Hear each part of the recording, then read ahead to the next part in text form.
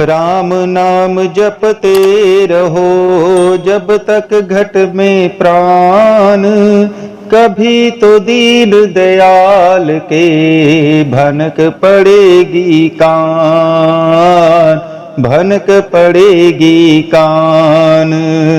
बोलिए श्री हरि विष्णु भगवान की जय। तो भगवान के सभी प्यारे भक्तों को राधे राधे, जय श्री कृष्णा। तो भगवान के प्यारे भक्तों, आज मैं आपको अधिक मास के 14वें अध्याय की कथा सुनाता हूँ, जिसमें श्री नारायण जी कहने लगे कि राजा इसी तरह चिंताग्रस्त रहता था कि एक समय वाल्मीकि ऋषि उसके यहाँ आए। राजा ने जल्दी उठकर भक्ति सहित उनके चरणों में नमस्कार किया। तब वाल्मीकि ऋषि राजा को शांत देखकर कहने लगे कि हे राजन, तेरे मन में जो कुछ भी चिंता हो वे तुम बिना संकोच कहो। क्या बात है? दृढ़ धनवा ने कहा कि हे महाराज, आपके चरणों की कृपा से सब सुख है, परंतु हे ब्राह्मण, एक बड़ा भारी संदेह मेरे मन में है। सो उस वन के तोते के मुख से लगे हुए शूल को आप दूर कीजिए। वाल्मीकि ऋषि राजा के ये वचन सुनकर बोले कि हे राजन, पूर्व जन्म में तुम द्रविड़ देश में ब्राह्मण के घर में त्राम पत्र के किनारे उत्पन्न हुए थे। सदैव तुम्हारा नाम था। तुम धार्मिक, सत्यवादी, जितना मिले उतने ही में संतुष्ट रहने वाले थे। तुम्हारी स्त्री उत्तम गुणों वाली गौतम ऋषि की पुत्री गौतमी नाम से विख्यात थी।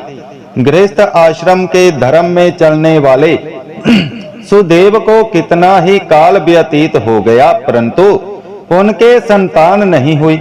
एक दिन आसन पर बैठा हुआ अपनी स्त्री से सेवा कराता हुआ थका हुआ वे ब्राह्मण कहने लगा कि हे सुंदरी, संसार में पुत्र से परे कोई सुख नहीं, क्योंकि तप दान से उत्पन्न पुत्र परलोक में सुख देते हैं। शुद्ध वंश में उत्पन्न हुई संतान इस लोक तथा परलोक में सुख देती है। उस श्रेष्ठ संतति को मैं प्राप्त ना कर सका तो मेरा जीना ही व्यर्थ है। मैंने उसे वेदाध्ययन नहीं कराया, ना उसका विवाह आदि किया, अतः मेरा जन्म वृथा है। इसलिए मेरी मृत्यु शीघ्र ही हो जाए तो अच्छा है, मुझको आजू प्रिय नहीं। इस तरह अपने पति के वचनों को सुनकर उस सुंदरी के मन में अत्यंत दुख हुआ और बोली कि हे प्राणेश्वर, ऐसे तुच्छ वाक्य मत कहिए। तुम्हारे जैसे वैष्णव शूरवीर कभी निराश नहीं होते। हे विप्र, आप सत्य धर्म में तत्पर रहें। आपने तो स्वर्ग जीता है। पुत्र की इच्छा है तो हरि जगन्नाथ की आराधना करो। वे ब्राह्मण श्रेष्ठ अपनी धर्म पत्नी के ऐसे वचन सुनकर निश्चय के साथ ताम्रपर्णी नदी के किनारे चला गया। वहां जाकर पुण्य तीर्थ में स्नान कर महाभयंकर तप करने लगा। ऐसे उस तपोनिधि के 4000 वर्ष बीत गए। हे ब्राह्मण, उसके तप से त्रिलोकी कांप उठी।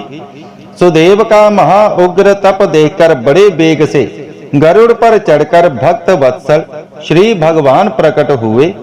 तब श्री नारायण कहने लगे कि हे नारद जी, नवीन मेघ के समान चतुर्भुज जगत के पालन करने में समर्थ उन मुरारी के आनंदित मुख को देखकर बड़े हर्ष के साथ सुदेव ब्राह्मण ने मुकुंद को साष्टांग प्रणाम किया।